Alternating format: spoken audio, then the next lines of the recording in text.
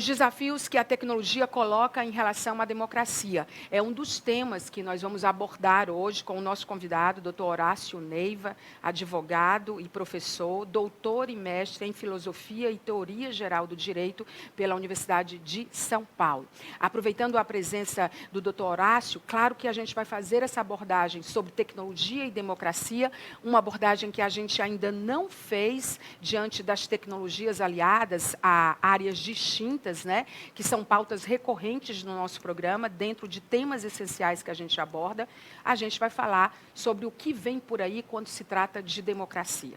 A gente está aqui diante de um estudioso, pesquisador, interessado, imerso na história das democracias no mundo. E ela está sendo revista e está passando diante dos nossos olhos, considerando todos os episódios, não só dessa terceira década do século XXI, mas de todas as décadas desse século, que eu acho que estão aí para provar ou desaprovar muitos formatos, principalmente quando se trata de governos, né? É claro que a gente vai um pouquinho para o campo da geopolítica, porque não tem como falar de democracia sem falar de geopolítica. Mas eu queria agradecer a sua presença, doutor Horácio, dizer que é uma honra recebê-lo para falar de um tema que a gente precisa cada vez mais se aprofundar, por um letramento, porque a gente precisa se alfabetizar em relação a isso. E aí você traz para a gente, não um capítulo, né, mas uma enciclopédia inteira de tecnologias e democracia,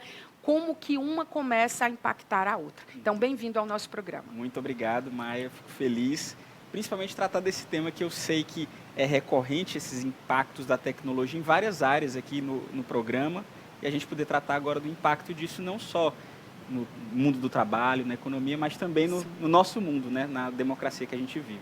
E a tecnologia, ela trouxe muitos desafios em todas as áreas, né? Mas, principalmente quando a gente fala de democracia, que é o modo que a gente vive, as escolhas que a gente faz, acho que um impacto na sociedade, ele é gigante. E eu acho que, particularmente nessa área, a gente precisa ter mais clareza quando a tecnologia é para o bem e para o mal, como sempre foi no mundo em relação a qualquer coisa. Quais são os pontos de atenção em relação a esse tema, doutor Horácio? Mas eu acho que assim, o impacto da tecnologia, em primeiro lugar, a gente tem que reconhecer que é um fato inquestionável das nossas vidas. Como você bem apresentou no início, é irreversível o que está acontecendo com esse impacto. E todos os setores da nossa vida, eles estão sendo impactados. E a gente, às vezes, acaba correndo um pouco atrás. A gente está tentando ainda compreender um fenômeno que já está acontecendo e já está nos impactando. Especificamente em relação a esse papel da tecnologia na democracia, é interessante a gente pensar, a democracia ela tem uma longa história, pelo menos 2.500 anos de história da democracia que a gente tem. O Brasil é um pouco mais recente, evidentemente. Mas nos últimos 5 anos parece que a gente viveu revoluções que a gente não viveu nesses 2.500 anos diante de todo esse impacto tecnológico. A gente viu eleições marcadas por novos mecanismos, pela utilização de novos meios tecnológicos para influenciar a opinião do eleitor. E no último ano, nos últimos 2 anos, melhor dizendo, com esse impacto da inteligência artificial, o que a gente está vendo é aquilo que a gente estava preocupado, que estava acontecendo, que eram aquelas propagandas direcionadas, tentativa de influenciar os eleitores, uso de Big Data, aquilo tudo que parecia uma coisa tão distante, agora com a inteligência artificial, isso está na palma da mão de muita gente. Então, se antes era preciso a gente contratar grandes empresas que fariam esse trabalho, né? Teve o famoso escândalo da Cambridge Analytica. Essas grandes empresas hoje, elas na verdade podem ser pessoas que estão trabalhando no seu quintal e têm acesso a instrumentos de inteligência artificial para fazer isso de forma muito mais instantânea, muito mais rápida e, portanto, com impacto muito maior. Se esse impacto é positivo ou negativo, eu acho que vai depender de como é que a gente reage a ele e não necessariamente que ele vai ter inevitavelmente um caminho positivo ou inevitavelmente um caminho negativo.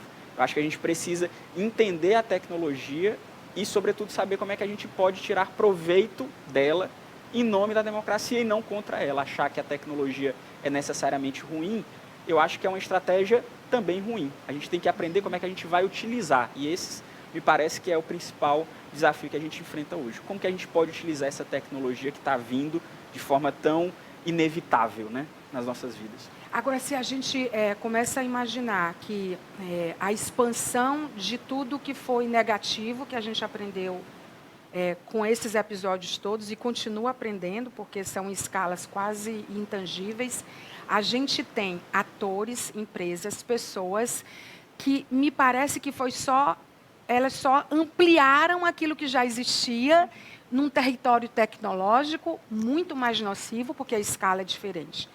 E aí eu fico pensando, como contrapor ou como tornar um pouco menos desigual os mecanismos que são positivos em relação a isso. Porque a gente, de novo, está diante de eleições que ganharam uma importância maior ainda, porque existe uma nova desordem mundial. Né? E a tecnologia claramente tem influenciado nas democracias, porque as pessoas encontraram um espaço horizontal, potente, de influência e com muita visibilidade para se manifestar, pagas ou não, contratadas ou não, aleatórias ou não, mas que a gente está perdendo essa corrida, entendeu? O que existe de iniciativa no mundo? Que observatórios, que ferramentas, que frentes, que pesquisas e que práticas estão sendo pensadas em todas as áreas, principalmente na sua área, por exemplo, que recebe essas demandas, na área do direito, para se contrapor a isso? Eu acho que existe um aspecto que é muito revolucionário no que está acontecendo e os desafios são novos, mas eu acho que também existe um aspecto que nós já passamos por isso, obviamente em outros cenários, e eu gosto sempre de lembrar disso. Esse desafio, qual é o desafio que a tecnologia, qualquer instrumento coloca para a democracia? Porque a democracia ela é a vontade das pessoas, e essa vontade tem que ser representada de forma autêntica. Sim. Qualquer instrumento, portanto, que tenta afetar de forma indevida, manipular a vontade das pessoas, ele está manipulando a democracia, porque a democracia ela depende da autenticidade. Os indivíduos têm que ser autênticos, eles têm que dar um voto autêntico, eles têm que expressar de forma autêntica a sua vontade. Mas isso, por mais que nós estejamos enfrentando um novo desafio, esse problema não é exatamente novo. Se a gente pegar na origem da democracia, há 2.500 anos, o desafio era esse. Uma cidadezinha pequena, que era Atenas, com poucas pessoas, poucos eleitores, qual era o desafio que aquela comunidade política pequenininha sofria? Era o desafio da autenticidade do voto. Como, por exemplo, sofistas, pessoas que eram grandes retóricos, iriam influenciar indevidamente a vontade do cidadão ateniense. Essa era a preocupação. Hoje nós estamos vivendo a mesma coisa. Como os coronéis no Nordeste, que eram donos do voto e não permitiam que as pessoas fossem autênticas e ainda não permitem. Exatamente. Né? Então, eles utilizavam um mecanismo que eles tinham, que era o poder, o mando. Agora a gente tem novos mecanismos, que é a tecnologia. E o que é que a história da democracia mostra para a gente? A gente tem tido iniciativas muito interessantes, que são curiosamente iniciativas que estão acontecendo não em países grandes democracias, por exemplo, como os países europeus, mas tem acontecido em pequenos países da África, por exemplo, que é iniciativas de um enorme letramento, não de democracia, mas um enorme letramento digital. As pessoas têm que ser alfabetizadas nesse novo cenário digital, junto com a alfabetização ordinária delas. Elas têm que entender não só como é que faz conta, como é que você escreve bem, mas elas têm que entender como é que elas podem ser manipuladas, como é que elas verificam se uma notícia é verdadeira ou falsa. Isso parece uma coisa muito distante, mas na história da democracia, o que sempre superou a manipulação, nas vezes em que ela foi superada, e nem sempre foi justamente a capacidade da comunidade, das pessoas, de se educarem, de saberem discernir. Nenhum mecanismo estatal, jurídico, regulatório, vai conseguir substituir a necessidade que nós temos de educar a nossa população não só sobre a democracia, mas também sobre essas novas tecnologias. Programas como o seu, por exemplo, ajudam justamente por isso, para mostrar para a pessoa que às vezes não está nem muito interessada no tema, ou aquilo está passando despercebido, que isso é necessário. Ela precisa compreender, por exemplo, como é que uma inteligência artificial funciona, porque se ela não souber, ela pode ser eventualmente manipulada por algum programa, por alguma imagem, por algum vídeo que é feito utilizando isso. Então, essas iniciativas educacionais, hoje em dia, me parece que são à frente, ainda que imediatamente a gente não consiga ver o efeito prático, me parece que essa é a forma mais adequada, essa é a iniciativa mais indispensável no momento. A população precisa entender como essas tecnologias funcionam. E eu digo isso porque a gente não pode se voltar contra a tecnologia, né? O governo dos Estados Unidos, o presidente Joe Biden, lançou agora uma ordem executiva tratando sobre inteligência artificial, e uma das premissas... Com vários outros países. E uma das premissas dele é justamente o seguinte: nós precisamos regular, mas nós não podemos ignorar ou tentar evitar o potencial construtivo que a democracia tem. Na Europa, no Comitê Europeu, que trata sobre questões envolvendo democracia e tecnologia, eles lançaram um relatório muito interessante mostrando o seguinte: olha, muita gente tem falado mal dos riscos da inteligência artificial, mas ninguém está pensando como é que isso pode ser utilizado a serviço da democracia, como isso pode ser utilizado para educação e letramento da população, como isso pode ser utilizado para que os candidatos ou os próprios políticos consigam ter um acesso mais simples à vontade, aos interesses da população. Imagina, nos Estados Unidos, isso ainda hoje é muito comum,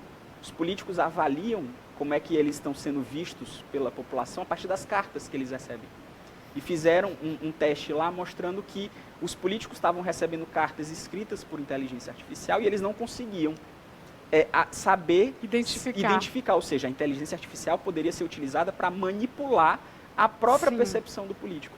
Mas esse relatório mostrava um outro cenário. Que interessante. E se o político utilizasse a inteligência artificial de forma não para manipular, mas para ele saber o que o eleitor dele quer? Ele não vai mais precisar contratar grandes empresas que vão gastar enorme poder computacional, dinheiro para fazer isso. Ele pode fazer isso de forma muito mais facilitada, utilizando a inteligência artificial, esse poder que ela tem de análise de dados. Isso pode ser uma grande ferramenta da democracia. Imagina no Brasil a gente ter ferramentas de inteligência artificial que consigam detectar, por exemplo, quais são as principais demandas de uma determinada comunidade, onde é que a população, por exemplo, está sofrendo mais com questões de segurança. Imagina o potencial que isso pode gerar para análise de mapeamento de crimes, zoneamento. Então, isso pode ser visto para o bem. A questão é justamente isso. Às vezes a gente olha muito para o potencial negativo disso, que é enorme. Mas a nossa solução, às vezes, tem que ser: não basta a gente tentar impedir isso, a gente também tem que utilizar o outro lado. Como é que a gente utiliza isso para conseguir que essa vontade possa ser mais autêntica? Esse viés, na verdade, ele sempre foi importante, mesmo antes dessa tecnologia em escala. Né? E a gente tem que ser, eu acho que, otimista diante dessas transformações profundas. E o que eu acho interessante de te ouvir, porque claramente nós temos agentes sociais, né, no sentido mais aprofundado do que é o social, para fazer frente a isso. Eu sinto que também é preciso ter estratégia. Você citou os políticos, né, dos Estados Unidos, que são bem velhos, né, considerado o parlamento é um dos parlamentos com pessoas com mais idade do mundo, muito provavelmente. E a gente está diante desse desafio da longevidade. Né? Então, assim, eu acho que a gente precisa ter estratégias baseadas nessas gerações. Os baby boomers, eles estão saindo de cena e estão dando espaço a outras gerações. E a gente tem já uma geração Z que se posiciona, mas não com tanta força, mas a gente tem uma alfa que está vindo aí, dos nascidos de 2010 até aqui, que muito provavelmente é muito claro o que você fala, que é tipo... A alfabetização, ela tem que se dar a partir de agora, né? Porque são essas skills, né? São essas habilidades, porque a gente sempre foi manipulado, ou então sempre houve tentativa de nos manipular enquanto pessoas, quando se trata de democracia, não é, doutor Horácio? Isso, e é curioso, quando você fala dessas novas gerações, se a gente parar para pensar, esse nosso receio, que às vezes... É um medo diante da tecnologia, do impacto que ela pode causar. Imagina uma geração mais velha do que a gente vendo um celular, vendo um computador. Aquilo também colocava para essas pessoas o mesmo risco. O surgimento da internet Por mais que hoje, quando a gente olha em retrospectiva, a gente parece que os criadores eram muito otimistas, e eram. A gente Sim. viveu na década de 90 um enorme otimismo com a internet, o impacto que ela poderia ter na política e na democracia, mas também havia, já naquela época, os críticos, as pessoas que achavam que aquilo ia acabar com o tecido social, ia fazer com que as pessoas perdessem o contato pessoal, que elas iriam viver exclusivamente nos seus computadores. De alguma forma, esse receio, ele não se confirmou. As pessoas hoje, elas vivem muito nas telas, etc., mas elas continuam tendo contato pessoal. Às vezes, o celular, por exemplo, ele não é um instrumento que afasta as pessoas, ele empodera as pessoas. Ele permite que novos contatos surjam, novas conexões. Tem um novo fluxo de informação que é muito interessante, Exato. de produção de informação. Então, às vezes, o que o celular foi para a gente, uma coisa disruptiva na época, a inteligência artificial ou essas novas tecnologias, elas são para essa nova geração. Então, se a gente colocar as coisas em perspectiva, a gente tem que sempre que pensar, uma nova tecnologia, ela sempre vai ser um desafio para a democracia, mas há uma saída. Sim. E a saída sempre os celulares, por exemplo, eles colocavam um risco, as pessoas, virou até o meme, né, da tia do Zap, aquelas coisas, mas olha, por exemplo, como nas últimas eleições, os celulares já foram utilizados. Eles foram utilizados para aproximar os candidatos dos seus eleitores, eles foram utilizados pelos candidatos para divulgar mais informações, para fazerem as checagens quase que em tempo real daquilo que era falado. São plataformas interessantíssimas. Enormes. Né? Então, a gente já está vendo, por mais que quando a gente olha muito para o negativo, a gente esquece de perceber como hoje, numa eleição, vamos pegar as eleições da década de 90, os nossos candidatos eram coisa distante da gente.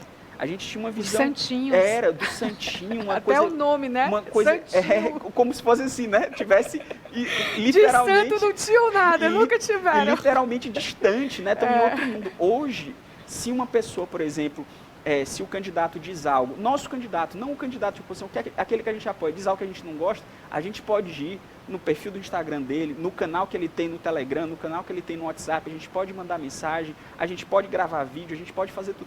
Isso é um grande ponto favorável para isso. A gente precisa, eu acho que é importante a gente pensar nos desafios, mas é importante a gente perceber como a gente evoluiu também no uso dessas tecnologias, né? O que você fala me faz pensar que, assim, essa geração nova de algoritmos, né? Essa desafiadora geração de algoritmos, ela muito provavelmente ela é uma questão, digamos, cara à democracia e que talvez a gente tenha que pensar na diversidade de comandos, porque não é mais como era antigamente, faz tempo. Isso. Faz tempo que não é mais como era antigamente. Então, esses comandos cívicos, né, dentro das democracias, eu acho que essa diversidade ela precisa acontecer. Por exemplo, a gente fez aí 93 anos que a mulher foi permitida a mulher votar, né? Então, assim, quando a gente olha ainda para as democracias, a gente vê que ainda são poucas as mulheres no poder. Isso. No executivo, no legislativo, no judiciário. Então, assim, e aí eu estou falando de diversidade de comandos, porque eu acho que isso é uma imposição e é um desafio que vai custar caro sobre todos os aspectos, né? E a gente percebe que essa alternância, ela não está acontecendo com a fluidez e a rapidez, como os algoritmos ou como as tecnologias que a gente precisa aprender com elas. O que você pensa sobre isso? Mas imagina o seguinte, aqui no Brasil a gente enfrentou um grande desafio, por exemplo, de participação feminina, que é um tema caro à justiça eleitoral. E de negros, vamos pensar em tudo, isso. Indígenas, tudo.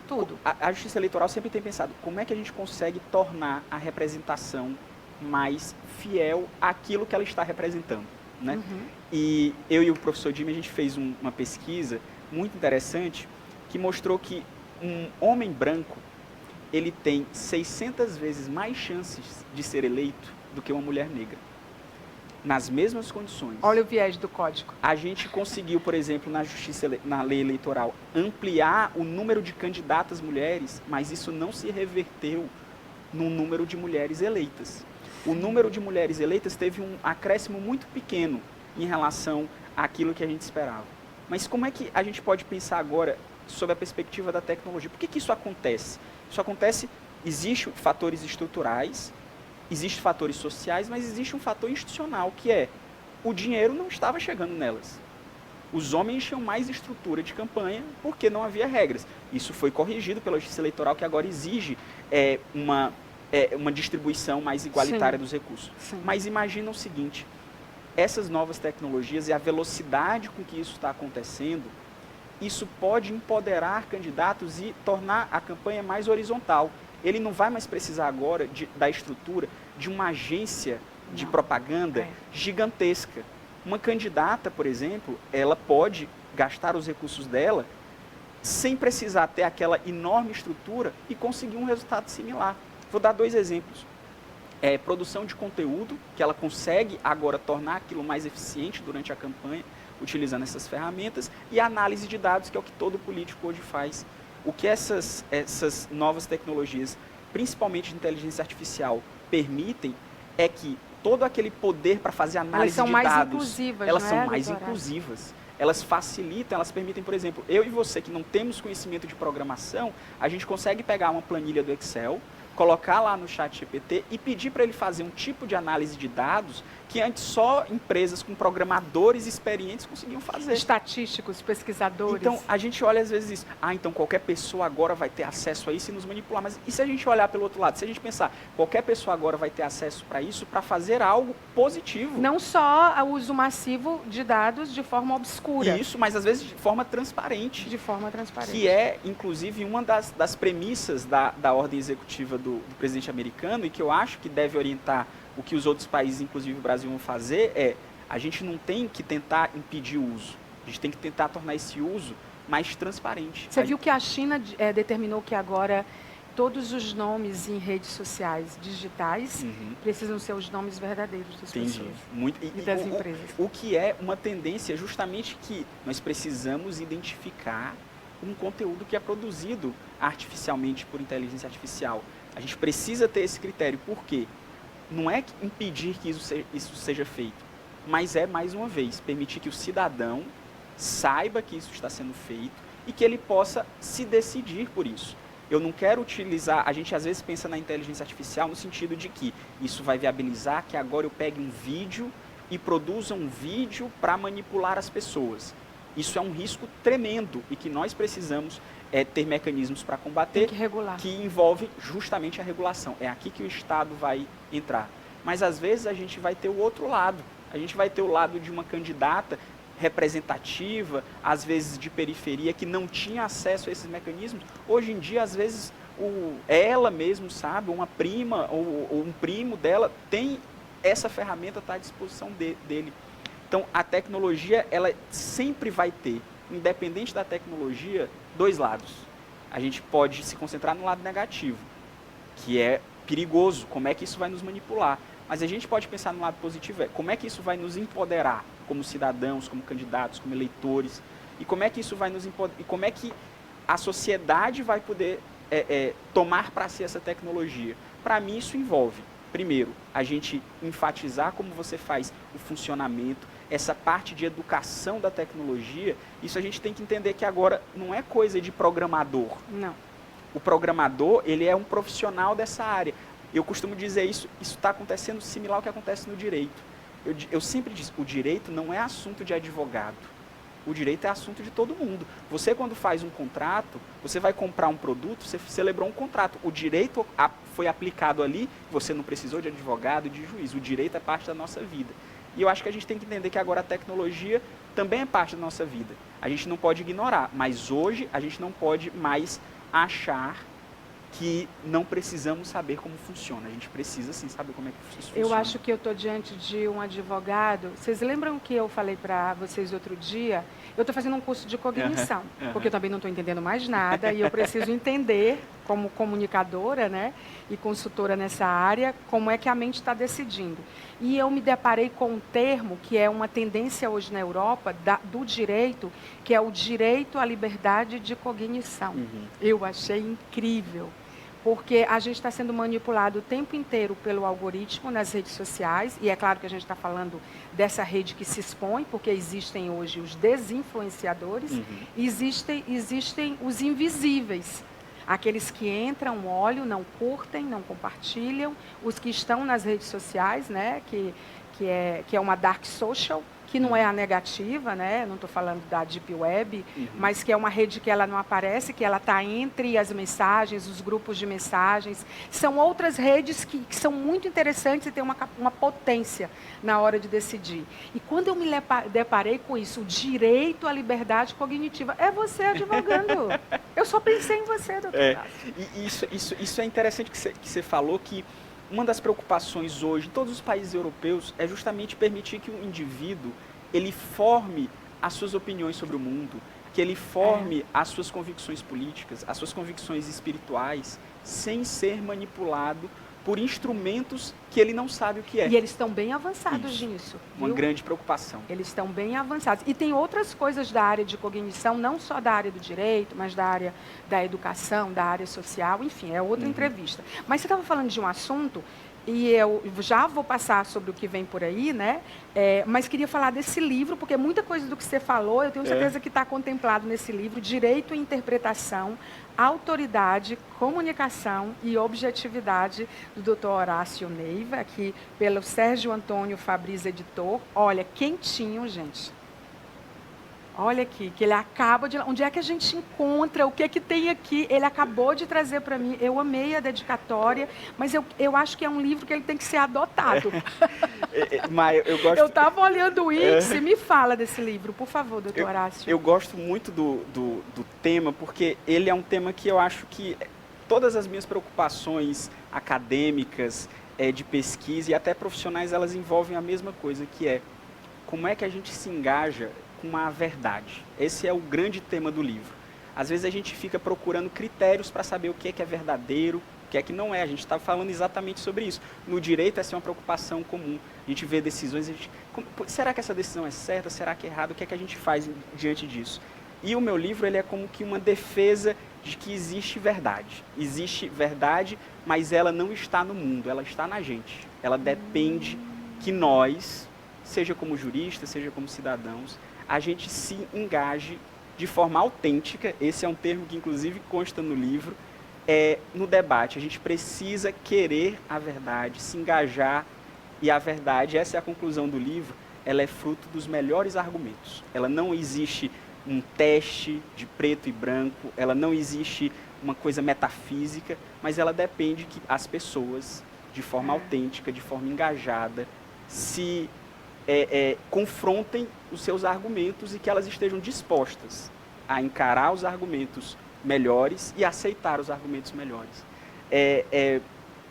Um livro que, de alguma forma, é o resultado de muitos anos de pesquisa, tem, obviamente, um viés... Eu ia perguntar, quanto tempo fazendo? Ele é o resultado do seu doutorado? Isso, o resultado do meu doutorado. Foram 5 anos escrevendo com muita dificuldade. Que ninguém conseguia entrevistar, tá?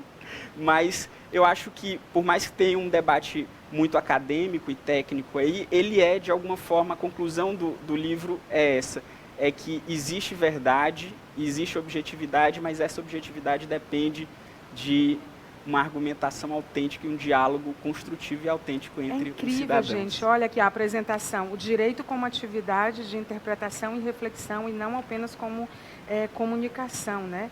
Então, assim, incrível, incrível. Isso aqui tem que ser adotado. E quando você fala sobre isso aí, aliás, foi apresentado pelo professor titular de Filosofia do Direito da Faculdade de Direito da USP, Dr. Ronaldo Porto Macedo Júnior. Não é para qualquer um. Fico muito feliz, que inclusive. Prefácio, hein? Que prefácio. Só o prefácio já deixa você com vontade. E, gente, a gente tem que desmistificar essa coisa de que o direito é distante. O que ele falou é muito importante, né? E quando você fala sobre a verdade...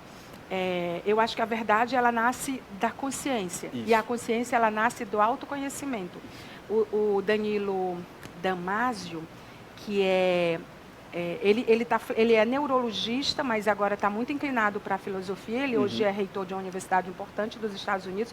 Ele é português. Ele diz que a consciência é a interação dos nossos neurônios com o meio ambiente. Tudo está no campo da consciência. Qual é a nossa consciência, né? O nosso conhecimento sobre as coisas? Acho que você está falando sobre isso, né? E o que eu acho, a gente estava comentando até antes, que de alguma forma a filosofia ela nasceu junto com a própria democracia de pessoas que eram ignorantes, ou seja, elas sabiam que não sabiam de muita coisa, mas havia uma divisa em Sócrates que eu acho que é uma divisa que orienta não só a filosofia técnica, acadêmica, mas que orienta a nossa própria forma de se engajar com o mundo, que ele dizia o seguinte: uma vida examinada, ela não merece ser vivida. O que a nossa forma de ser no mundo, ela nos exige que a gente examine quem nós somos, onde nós vivemos, o que nós fazemos, o que é certo, o que é errado. A verdade, ela não vai aparecer como aparece uma manga num pé. Ela vai depender da gente se examinar o mundo, entrar em diálogo construtivo com as pessoas e assim por diante. Então, de alguma forma, a filosofia, a gente às vezes vê como algo muito distante, mas eu gosto de pensar que existe a filosofia do nosso dia a dia, a nossa vida, quando a gente pensa, quando a gente discute esses temas, para a gente saber, afinal de contas, quando a gente está discutindo democracia aqui, a gente não está discutindo, por exemplo, a pessoa não está querendo uma dica de eu vou tomar um remédio tal, ou eu vou fazer um investimento X, ou é assim que eu... Ela está querendo saber como é que ela vai viver. É isso que ela está querendo. Então, no final das contas, é a mesma preocupação da origem da filosofia. Então, existe muito ainda que a filosofia tem para nos ensinar, mesmo diante dessas novas tecnologias, o que eu acho curioso e que mostra como é fantástico. Ela é permanente nas nossas vidas. Eu vou ler tudo, você pode ter certeza, já vou botar ele hoje da minha cabeceira. Final do ano, garantido. Olha só, e para encerrar o nosso programa, mas antes de encerrar, ainda falando sobre temas essenciais e dentro do que a gente tem construído de programas temáticos com o tema o que vem por aí nas democracias. Né? A gente está diante de uma nova desordem mundial. A gente, como você bem disse no início da entrevista, nós fomos testados, caímos, levantamos, mas a gente não quer cair de novo, porque a gente nem levantou direito. Aprendemos até que página, mas assim, que desordem é essa e o que a democracia tem a ver com isso? Eu comentava com o doutor Horácio, que eu estava lendo um artigo dizendo que mais de 70, acho que são 72 ou 73 líderes mundiais de democracias responderam a processos de 2000 para cá. E só o Brasil teve 4 líderes, presidentes que se envolveram em processos judiciais, ou foram presos, ou quase presos, ou sofreram impeachment, enfim. Né? Collor, Temer, Bolsonaro, não na ordem, né? Estou dizendo aqui aleatoriamente. Lula, Dilma. Isso. Só para a gente lembrar dessa... E é da recente democracia. Aí isso é um ponto, mas eu queria que você, com a sua imersão em democracias, nos dissesse para onde a democracia está indo. Maia, é uma excelente pergunta para a gente tanto ver o que é que passou, que a gente precisa ver o que passou para saber para onde é que a gente está indo, para a gente ver o que está acontecendo e para a gente pensar o futuro da democracia. Eu acho que a gente passou por um período de muito pessimismo democrático. Surgiu praticamente um gênero literário de textos, livros, que, principalmente com Como as Democracias Morrem, que estavam lá mostrando os riscos que estavam acontecendo para a democracia. Hoje, a gente está vivendo num período de transição. A gente viu, de alguma forma, que aquele pessimismo ele estava um pouco exagerado. A democracia ela não é tão frágil quanto parece.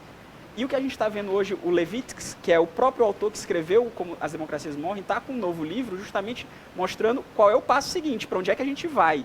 Né? E eu acho que eu queria colocar um tom otimista para onde é que a gente vai. Eu acho que as novas tecnologias, elas podem e elas serão apropriadas pelas pessoas, pelos cidadãos. A gente está vendo uma ação estatal de regulação que é importante e a gente está vendo pessoas que estão cada vez mais interessadas em compreender o funcionamento dessas tecnologias, o que para mim é essencial. Eu também acho que essas tecnologias, elas vão, ao invés de simplesmente ter o aspecto manipulativo, eu foco mais no aspecto de empoderamento. Elas vão permitir que pessoas consigam fazer coisas que antes não conseguiam e coisas que vão ser importantes para elas. Elas vão poder se informar, elas vão poder ter acesso a novas ferramentas, às vezes de produção de conteúdo, de análise de dados, etc. Eu acho que os próprios órgãos estatais, eles podem se beneficiar disso. Imagina, por exemplo, a dificuldade que é para um cidadão conseguir uma informação num órgão público, ou conseguir uma simples informação, ou tirar uma dúvida, às vezes não uma informação objetiva, mas ele quer entender determinado tema de funcionamento. no órgão público, e ele tem uma enorme dificuldade hoje de fazer isso. Imagina como a inteligência artificial pode ajudar as pessoas, por exemplo, a terem acesso facilitado a essas informações. Informação, ela é poder. Quanto mais informação o cidadão tem, mais poder ele tem. Mas tudo isso, para mim, depende de dois compromissos centrais. O primeiro é um compromisso com a educação, sobretudo com a educação digital. As crianças, os jovens, os adolescentes, inclusive os adultos, precisam ser educados sobre o funcionamento das novas tecnologias. Não adianta a gente achar que a gente vai usar como usa o celular sem saber o que é que está por trás. A gente precisa entender. E o segundo é um compromisso cívico das pessoas. As pessoas precisam se preocupar com a forma como as suas comunidades vivem. Essa, mais uma vez, a gente estava falando da filosofia há 2.500 anos, era isso que orientava, é o que orienta a reflexão da política. A política não é pensar no meu partido, no seu partido, no partido de fulano ou de Beltrano. A gente precisa pensar o que é que nós queremos para a nossa comunidade política. Então, eu acredito que a democracia ela vai passar por essa fase aí, ela está numa ressaca, a gente terá momentos melhores. Eu sou um otimista hoje em relação a isso, e eu acredito que essas novas tecnologias, elas serão justamente essa nova ferramenta. De alguma forma, o que a gente viveu começou com a primeira eleição do Obama. A primeira eleição do Obama foi uma grande eleição de participação popular, importante. De uso de ferramentas digitais ainda, obviamente, embrionárias naquela época. A gente teve aquela eleição. Hoje a gente pode ter isso de novo. Isso vai depender, mais uma vez, de um compromisso democrático das pessoas e de educação. Me parece que esses são os dois compromissos. Então, eu acho que a democracia, ela vai, como tem... não é uma história fácil da democracia, mas é uma história vitoriosa e eu acredito que ela continuará assim sendo. Talvez a gente passe pelo dilema de defina a legitimidade. Exatamente, que é a grande questão da filosofia política. Pois é, porque a gente está diante não de novos atores, mas certamente, com convicção, eu diria que diante de novos protagonistas. Considerando todos os movimentos do mundo, considerando essa sociedade em fluxo, né, considerando a forma de trabalhar, de viver, de se portar, de se movimentar, né? Antes a gente via os movimentos migratórios, né? O Bauman dizia que existiam os refugiados contemporâneos, né? Que não eram só os carentes de casa, mas de atenção, de teto, né? Não era só isso, de espaço, né? De ar para respirar. Ele falava disso com muita profundidade. E a gente está diante de novos ciclos migratórios nessa instância. E aí eu nem estou falando só das pessoas, porque as pessoas estão em fuga, literalmente, por diversos motivos no mundo inteiro. Né? Guerras é o mais preocupante e que a gente está naturalizando. Isso, para mim, é uma preocupação, porque eu acho que quando a gente naturaliza assistir coisas como a gente vê hoje em relação, não só ao Oriente Médio, mas em relação ao mundo, as guerras onde esses sistemas se retroalimentam, eu fico pensando se a gente não fica dando ideia para maluco dentro disso. É só pensar, a gente está vivendo hoje duas grandes guerras, não uma, né? A gente esperava que não viveria mais nenhuma, a gente está vivendo duas. E me parece que essa naturalização de eventos catastróficos como as guerras, de alguma forma, essa fuga, que é uma espécie de um ensimesmamento das pessoas. As pessoas estão vivendo reclusas em si mesmos. Isso é parte, de alguma forma, de uma longa trajetória. Isso a gente associa à tecnologia, muitas vezes. Por exemplo, os pais que reclamam que os filhos passam muito tempo nos celulares. Mas isso me parece mais um processo muito mais antigo do que simplesmente o fato de termos tido um aspecto de uma tecnologia X, Y, Z. Há quanto tempo os pais não reclamam, às vezes, que os filhos estão distantes, que os jovens estão distantes, que os adolescentes? Mas eu ainda acredito que existe um ponto, um fio de esperança nisso, talvez não em relação a guerras, que me parece que a gente está vivendo num período difícil, né? E longo, que parece, assim, a gente olha, por exemplo, a guerra da Rússia com a Ucrânia, já parece que as pessoas não estão mais nem lembrando que estão em guerra, porque o fluxo de informação é muito intenso. Mas, ao mesmo tempo em que é intenso esse fluxo de informação, também é rápida e muito mais potente a reação a isso. Imagina as guerras que aconteciam e que as pessoas, às vezes, sequer acompanhavam, tinham acesso via jornal, e elas demoram, muitas Hoje vezes... a gente acompanha por capítulos. Por capítulo, e às vezes em tempo Imediatos, real. em tempo E às real. vezes a gente ainda tem a situação de que essas ferramentas permitem que as pessoas se desinformem, mas permitem também que elas se informem, muitas vezes até para corrigir notícias, etc., que naquele fluxo constante ela não é controlada mais por um canal único, por uma pessoa única, por um órgão único que está lá. Por exemplo, imagina um conflito tão delicado quanto o conflito entre Israel e o Hamas. Imagina se a gente tivesse um órgão de imprensa único que iria nos informar sobre isso. Um conflito tão delicado, será que ele teria a neutralidade suficiente? Às vezes, essa quantidade de informação, esse fluxo de informação, é ele que garante a neutralidade. Era o que o John Stuart Mill dizia. É o mercado das ideias, às vezes é o mercado das notícias. Você pode pensar nisso negativamente no sentido de cada um vai escolher a sua. Mas às vezes você pode pensar o seguinte, não tem ninguém que está controlando a informação. Se a Globo, Fulano, Beltrano ou o New York Times estão dizendo X, eu tenho agora como checar essa informação. Isso é que é o mais impressionante. Então, existe, mais uma vez, esses dois lados. O que eu acho que a gente não pode fechar os olhos para a quantidade de problemas que isso coloca, mas a gente precisa pensar, e aqui é o papel... existe um professor brasileiro que dá aula em Harvard, muito famoso, que é o Roberto Mangabeira Unger, que ele dizia que a gente precisa, nessas horas, ter um pouco de imaginação.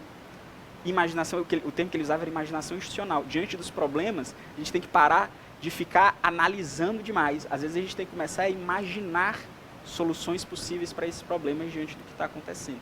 E eu acho que o cenário não é bom, a gente está vivendo duas guerras, o cenário é um cenário negativo, mas a gente tem que pensar, diante das ferramentas que a gente tem, como que a gente sairia disso? Eu acho que como é que essas ferramentas podem nos ajudar a dar um passo além, um passo para o rumo certo, né? Não para o rumo errado. Eu acho que a gente está pegando muitos atalhos, né? E talvez abrindo mão de caminhos, né?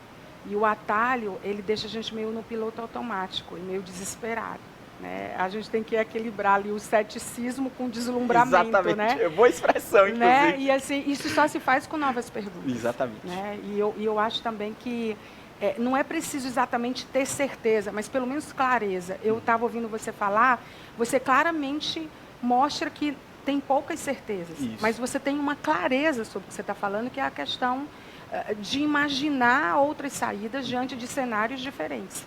Né? Então, eu acho que a gente precisa de novos líderes ou líderes com novas ideias.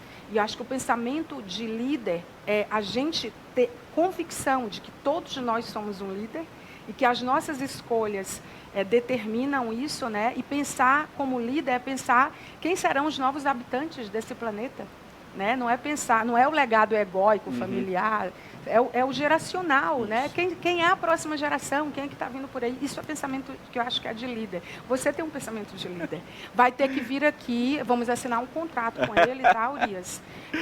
Uma vez por mês, não, acho que não vai dar. Trimestral, dá para ser? Semestral? Você que manda, você que manda. Porque, gente, que esclarecedor. Então, é mais digamos, a gente está fazendo episódios, né, desse material, analisando o que estamos vivendo, de onde estamos vindo e para onde estamos indo. Essa linha do tempo que só com especialistas do nível do Dr. Horácio é possível fazer. Muito obrigada pela entrevista. Eu que agradeço, de verdade. Maia, mais uma vez. Enriquecedora. Dá vontade de mandar todos os links para as escolas, para as universidades. A gente precisa falar mais sobre isso. E aí eu vou para o intervalo comercial, você não sai daí, eu ainda tenho dados que falam, o nosso giro, e tem tanta coisa, respira.